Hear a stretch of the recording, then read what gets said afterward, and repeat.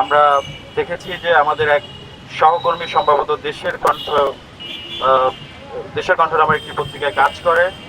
তার মা, তিনি তার যে ভোলার যে উপরে যে হামলা হয়েছে সেটা দেখে কিন্তু সম্ভবত তিনি মারা গেছেন। আমরা এমনটাও দেখেছি। আমরা দেখেছি আমাদের সহকর্মী শাহিন আলম জয়, কার্যনির্বাহী সদস্য, মাল্টিমিডিয়া রিপোর্টার্স ইউনিটে, তার উপরে শাহবাগ থানার মধ্যে কিন্তু পুলিশের সামনে হামলা হয়েছে।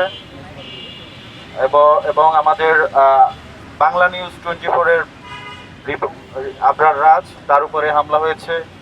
এছাড়াও অনেকের উপরে আমাদের মাল্টিমিডিয়া সাংবাদিক, পাঞ্জাবের জগতে একটি বিশ্বস্ত নাম শাবাব এথনিক ওয়্যার থেকে শুরু করে টিভি চ্যানেল, পত্রিকা, প্রিন্ট, ইলেকট্রনিক্স সব ক্ষেত্রেই যারা কাজ করে তাদের উপর কিন্তু হামলা হচ্ছে।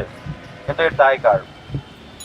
আমি প্রথমে বলবো, আমাদের যারা সহকর্মীরা আছেন, সিনিয়র যারা আছেন, বিভিন্ন অর্গানাইজেশন আছে, তাদের তাদেরও কিছুটা দায় রয়েছে। কারণ আপনারা যদি হস্তক্ষেপ করতেন, আপনারা যদি একটা শৃঙ্খলা নিয়ে আসতেন, আমরা মনে করি যে আমরা যারা তরুণ আছি, জুনিয়র যারা আছি, বা যারা এখন ফিল্ডে কাজ করছে, তাদের উপরে হয়তো কিছুটা হলেও এই ধরনের হামলা বা আক্রমণ করার আগে তারা ভাবতো যে না, সাংবাদিকদের মধ্যে ইউনিটি আছে, তাদের উপর হামলা করলে বা তাদেরকে আক্রমণ করলে আমাদের ফিডব্যাক, আমরা ভালো হবে না আমাদের ফিডব্যাক, বা আমরা শাস্তির আওতায় আসবো।